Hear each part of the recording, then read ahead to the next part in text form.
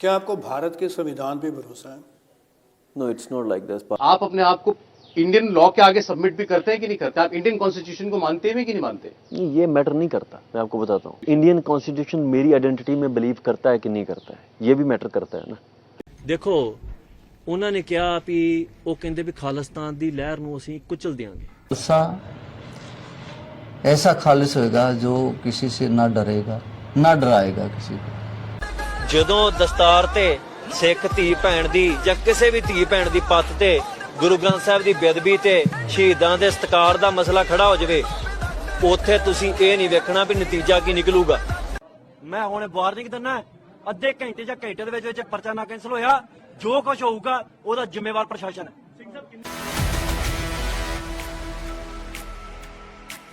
नमस्कार, वह मिर्ची से मैं प्रशांत।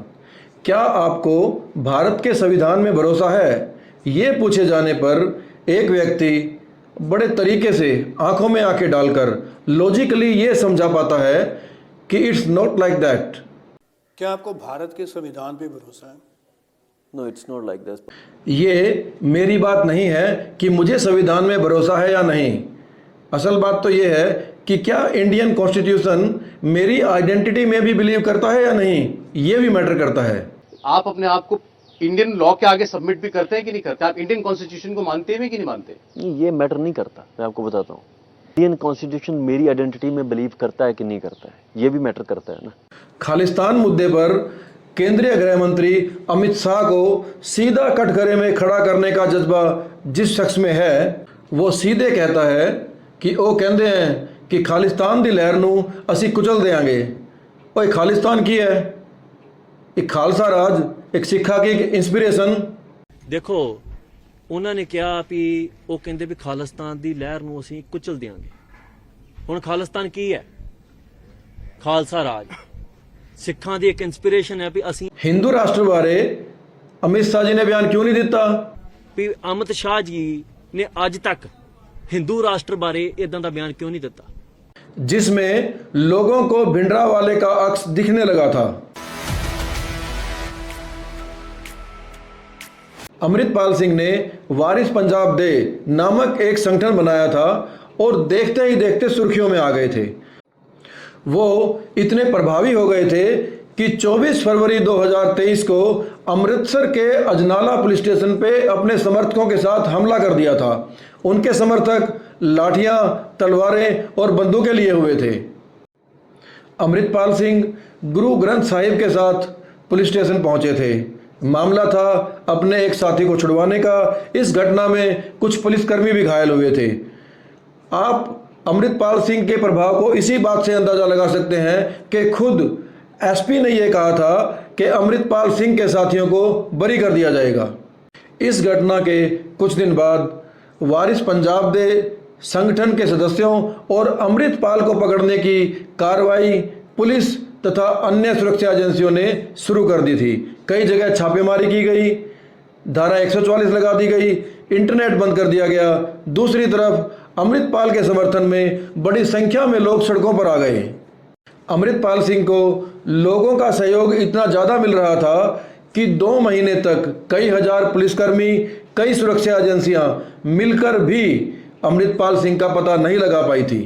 घटना के ठीक 2 महीने बाद 24 अप्रैल 2023 को अमृतपाल सिंह ने पंजाब के मोगा जिले के एक गुरुद्वारे में खुद सरेंडर किया। जिस रोड़े गांव के गुरुद्वारे में अमृतपाल सिंह ने सरेंडर किया, वह संत जरनैल सिंह भिंडरावाला का गांव था। उसके बाद उन्हें असम की डिब्रूगढ़ जेल भेज दिया गया। सरेंडर से पहले अमृतपाल सिंह ने गुरुद्वारे में अरदास के बाद संगत से कहा था कि ये अंत नहीं है, शुरुआत है।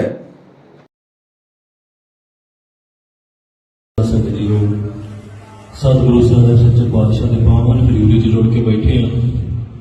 गुरु वालों बख्शी फतेह की सांझ पाओ। कल के रखो। वाहिगुरू जी का खालसा, वाहिगुरू जी की फतेह। अज इस पवित्र स्थान से संत ज्ञानी जरनैल सिंह खालसा पिंडाणे का जन्म स्थान है। जिस स्थान तो मेरी दस्तारबंदी हुई तो आप कौम का एक कार्य रम्या, अज उस स्थान से इस कौमी कार्य ਚੱਲਦਿਆਂ ਇੱਕ ਜੀਵਨ ਦੇ ਬੜੇ ਅਹਿਮ ਮੋੜ ਤੇ ਆਪਾਂ ਆਣ ਕੇ ਖੜੇ ਹਾਂ। ਪਿਛਲੇ 1 ਮਹੀਨੇ ਤੋਂ ਜੋ ਕੁਝ ਵਾਪਰਿਆ ਉਹ ਤੁਸੀਂ ਸਾਰਾ ਕੁਝ ਵੇਖਿਆ, ਮੈਂ ਤਾਂ ਹੋਣਾ ਨਹੀਂ, ਥੋੜੇ ਸਮੇਂ 'ਚ ਸੰਖੇਪ 'ਚ ਆਪਾਂ ਗੱਲ ਵੇਖ ਦੇਣੀ ਹੈ। 1 ਮਹੀਨਾ ਪਹਿਲਾਂ ਜੋ ਹਕੂਮਤ ਨੇ ਜ਼ਬਰ ਸਿੱਖਾਂ ਤੇ ਢਾਇਆ, ਉਸ ਜ਼ਬਰ ਨੂੰ ਜਿਹੜਾ ਪ੍ਰਤੱਖ ਇਸ ਕਰਕੇ ਹੋ ਗਿਆ, ਜੇਕਰ ਇਹ ਗ੍ਰਿਫਤਾਰੀ ਦੀ ਗੱਲ ਹੁੰਦੀ ਤੇ ਸ਼ਾਇਦ ਗ੍ਰਿਫਤਾਰੀ ਦੇ ਬਹੁਤ ਤਰੀਕੇ ਸੀ ਜਿਨ੍ਹਾਂ ਨਾਲ ਮੈਂ ਸਹਿਯੋਗ ਵੀ ਕਰਦਾ, ਪਰ ਜੋ ਚਿਹਰਾ ਹਕੂਮਤ ਦਾ ਨੰਗਾ ਹੋਣਾ ਸੀ ਦੁਨੀਆ ਭਰ ਦੇ ਸਾਹਮਣੇ ਹੋਇਆ। ਜੋ ਸਿੱਖ ਨੌਜਵਾਨਾਂ ਦੇ ਜ਼ਬਰ ਢਾਇਆ ਗਿਆ, ਦੇਖੋ ਸਤਿਗੁਰ ਸੱਚੇ ਪਾਤਸ਼ਾਹ ਦੀ ਕਚਹਿਰੀ ਦੇ ਵਿੱਚ ਅਸੀਂ ਦੋਸ਼ੀ ਨਹੀਂ, ਦੁਨਿਆਵੀ ਕਚਹਿਰੀ 'ਚ ਅਸੀਂ ਦੋਸ਼ੀ ਹੋ ਸਕਦੇ ਹਾਂ। ਸੋ 1 ਮਹੀਨੇ ਤੋਂ ਬਾਅਦ ਅਸੀਂ ਅੱਜ ਫੈਸਲਾ ਕੀਤਾ ਕਿ ਇਸ ਧਰਤੀ ਤੇ ਲੜੇ ਹਾਂ, ਇਸ ਧਰਤੀ ਤੇ ਲੜਾਂਗੇ, ਧਰਤੀ ਛੱਡ ਕੇ ਕਿਤੇ ਨਹੀਂ ਜਾਂਦੇ। ਸੋ ਇਸ ਕਰਕੇ ਜਿਹੜੇ ਝੂਠੇ ਕੇਸ ਸਾਡੇ ਦੇ ਪਰਚੇ ਪਏ ਨੇ, ਇਹਨਾਂ ਦਾ ਸਾਹਮਣਾ ਅਸੀਂ ਅਦਾਲਤ 'ਚ ਕਰ ਲਾਂਗੇ। ਤੇ ਸੰਗਤਾਂ ਦਾ ਬਹੁਤ ਬਹੁਤ ਧੰਨਵਾਦ ਕਰਨਾ ਹੈ।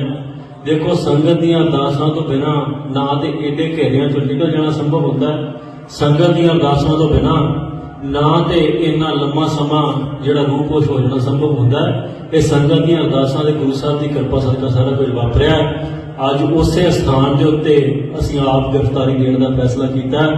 ਇਹ ਗ੍ਰਿਫਤਾਰੀ ਜਿਹੜੀ ਹੈ ये अंत नहीं, ये शुरुआत है।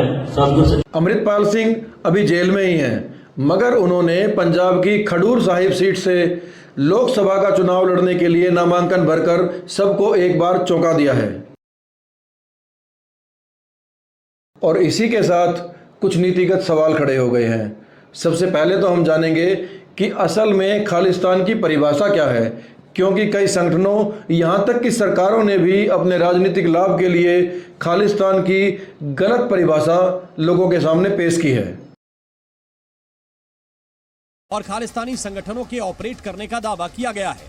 बताया गया कि इन संगठनों को पाकिस्तान से फंडिंग, मिलिट्री ट्रेनिंग और समर्थन मिल रहा है। हाथों में तिरंगा लेकर भारतीय समुदाय के लोग वहां से जा रहे थे, तब पीछे से खालिस्तानी समर्थकों ने डंडों से हमला कर दिया। खालिस्तान का अर्थ है खालसा का स्थान। खालिस्तान फारसी के खालिस शब्द से लिया गया है, जिसका अर्थ है शुद्ध या पवित्र।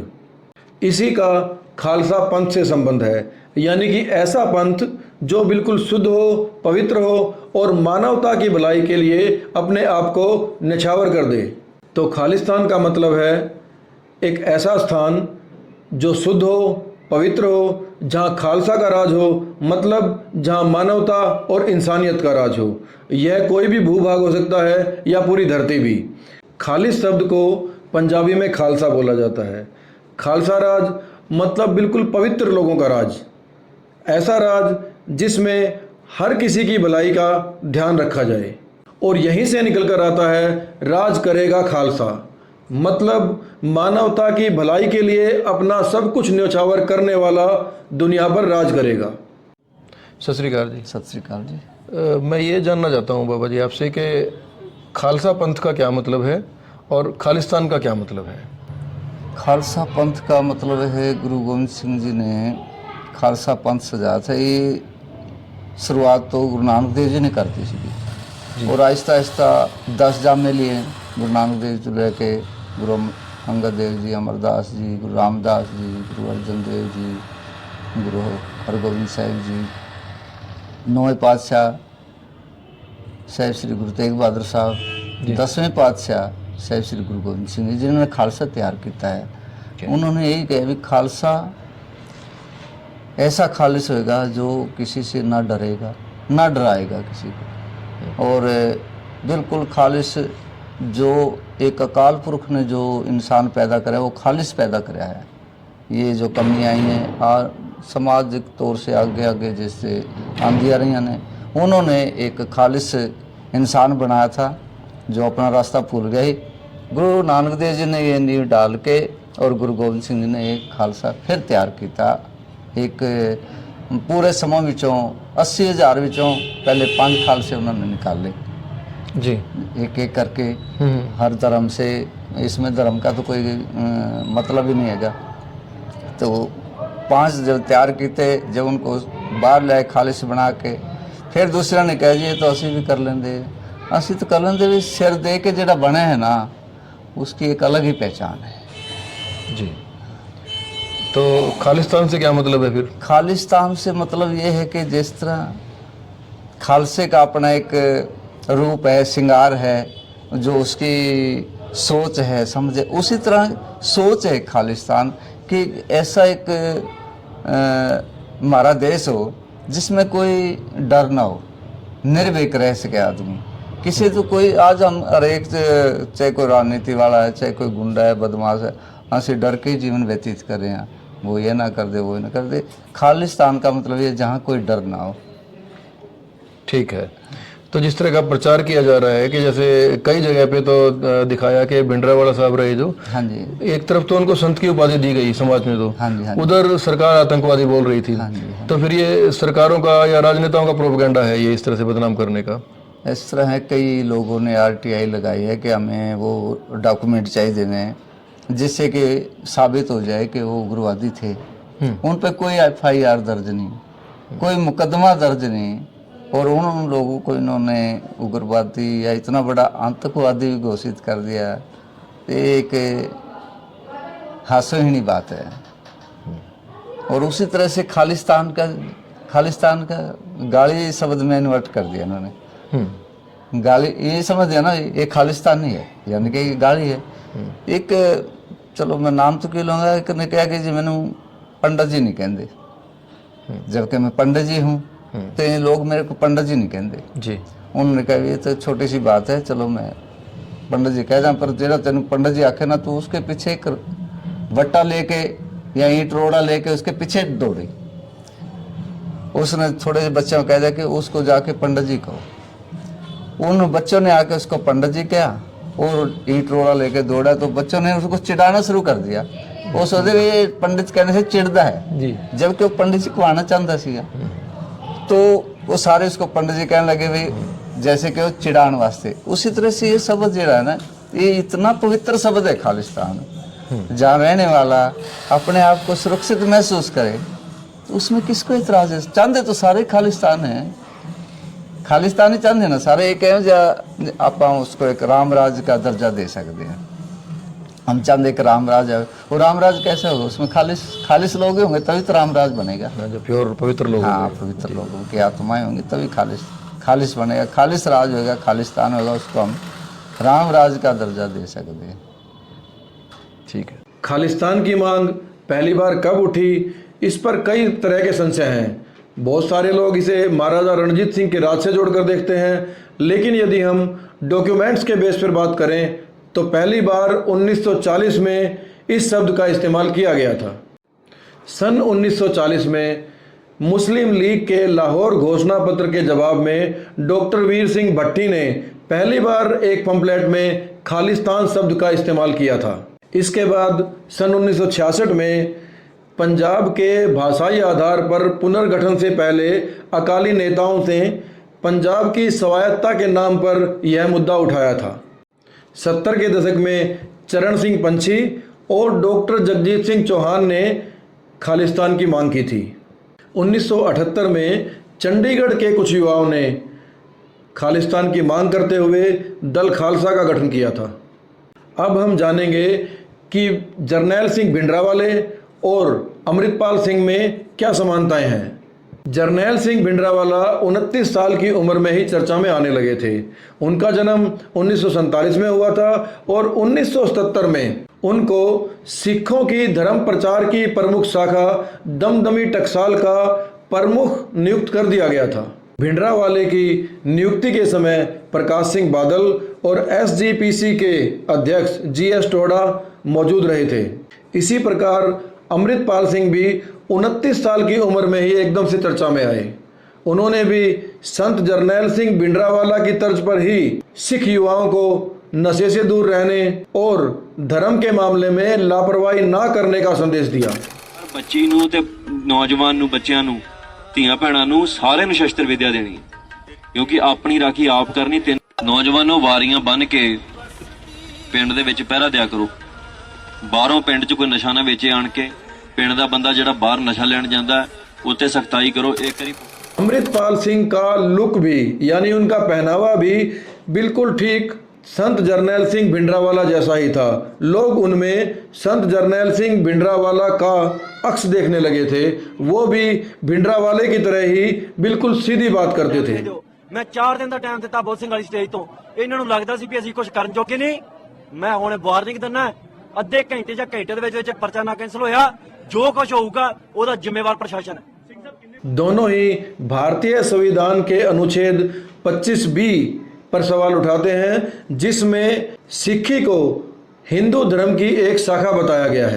भारत का संविधान तो ये भी नहीं कहता कि सिख एक सेपरेट रिलीजन है। रिलीजन टोटली इंडिपेंडेंट है, उसके किसी भी साथ लेना देना नहीं है। लेकिन फिर भी उसको आर्टिकल 125B में ये लिखते हैं कि सिख जो है वो शाखा है। उन्होंने कभी भी खुलकर खालिस्तान के रूप में अलग राष्ट्र की मांग का समर्थन नहीं किया, लेकिन दोनों ही आनंदपुर साहब प्रस्ताव का खुलकर समर्थन करते रहे। यह प्रस्ताव 1973 में आनंदपुर साहिब में पारित किया गया था। इस प्रस्ताव में पंजाब को स्वायत्त राज्य का दर्जा देने के साथ मुद्रा, संचार, विदेशी मामले और रक्षा जैसे 5 मामलों को केंद्र सरकार अपने पास रखे तथा बाकी के सभी दायित्व राज्य सरकार को सौंपने की मांग की गई थी। संत जरनैल सिंह भिंडरावाला और अमृतपाल सिंह दोनों ही मानते हैं कि मानवता की रक्षा और धर्म की रक्षा के लिए यदि जरूरत पड़े तो हिंसा का रास्ता भी गलत नहीं है। तो संत जरनैल सिंह भिंडरावाले और अमृतपाल सिंह में ये कुछ समानताएं थी, जिसके कारण अमृतपाल सिंह को जरनैल सिंह भिंडरावाला 2.0 कहा जाने लगा।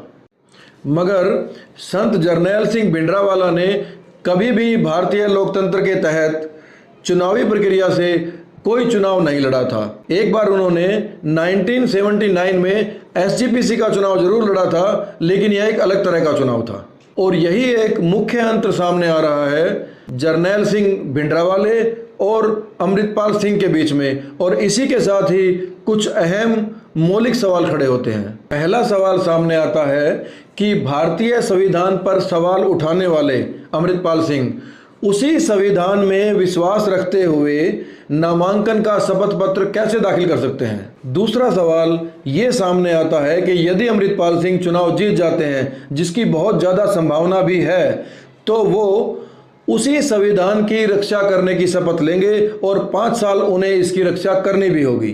तीसरा अहम सवाल ये सामने आता है कि क्या अमृतपाल सिंह के चुनाव जीत जाने से खालसा राज स्थापित हो जाएगा या खालसा राज स्थापना की दिशा में कोई कदम आगे बढ़ पाएगा।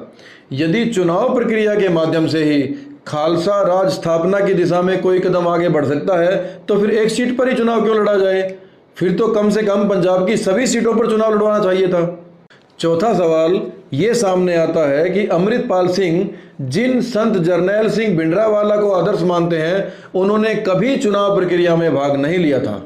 वैसे अमृतपाल ने जेल से ये संदेश भेजा था कि वो चुनाव नहीं लड़ना चाहते थे, लेकिन संगत के फैसले का सम्मान रखते हुए उन्होंने चुनाव लड़ने का निर्णय किया। खैर छोड़िए, ये राजनीति की बजाय एक रणनीतिक फैसला भी हो सकता है। मगर हमें लगता है कि अमृतपाल सिंह इतने सक्षम हैं कि वो संगत को यह समझा सकते हैं कि वो उस संविधान की रक्षा के लिए चुनाव नहीं लड़ेंगे जो सिक्खी को हिंदू धर्म की एक शाखा मानता हो। अमृतपाल सिंह ने जो नामांकन भरा है उसमें बताया है कि उनके खिलाफ 12 मामले दर्ज हैं, लेकिन अभी तक किसी भी मामले में उन्हें दोषी नहीं ठहराया गया है। इसके अलावा उन्होंने अपनी आय और नकदी को 0 दिखाया है।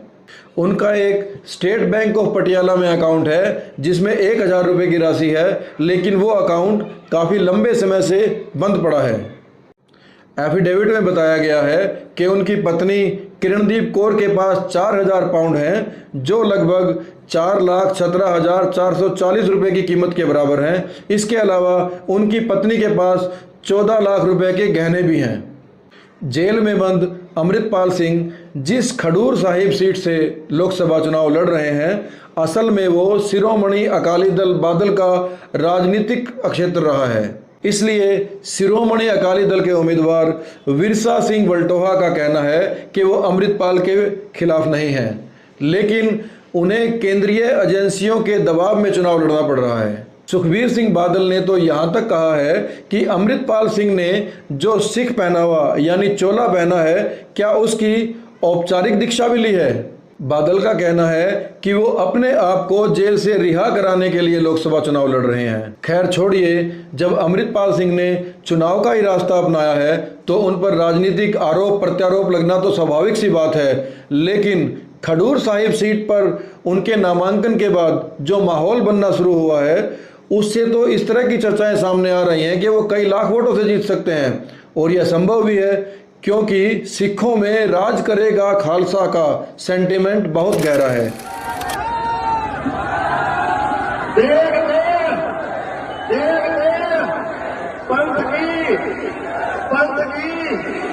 राज करेगा, राज करेगा, राज करेगा।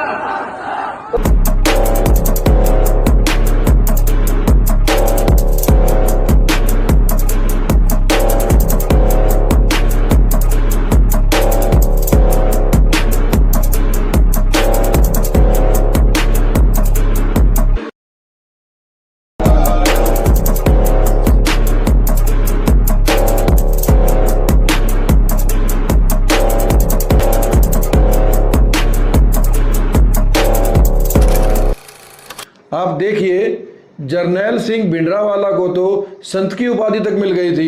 कई गुरुद्वारों में उनके चित्र आज देखे जा सकते हैं, तो अमृतपाल सिंह के लिए एक लोकसभा की सीट जीतना कौन सी बड़ी बात है। चुनाव लड़ने का फैसला केंद्रीय एजेंसियों के दबाव में लिया गया है, राजनीतिक है या रणनीतिक, इन सवालों का जवाब तो समय देगा या अमृतपाल सिंह। मगर खडूर साहिब सीट पर राज करेगा खालसा के नारों की गूंज एक बात तो तय करती है कि राज करेगा खालसा की वर्षों से चली आ रही मुहिम किसी सरकार के दबाव में रुकने वाली बिल्कुल नहीं है। धन्यवाद।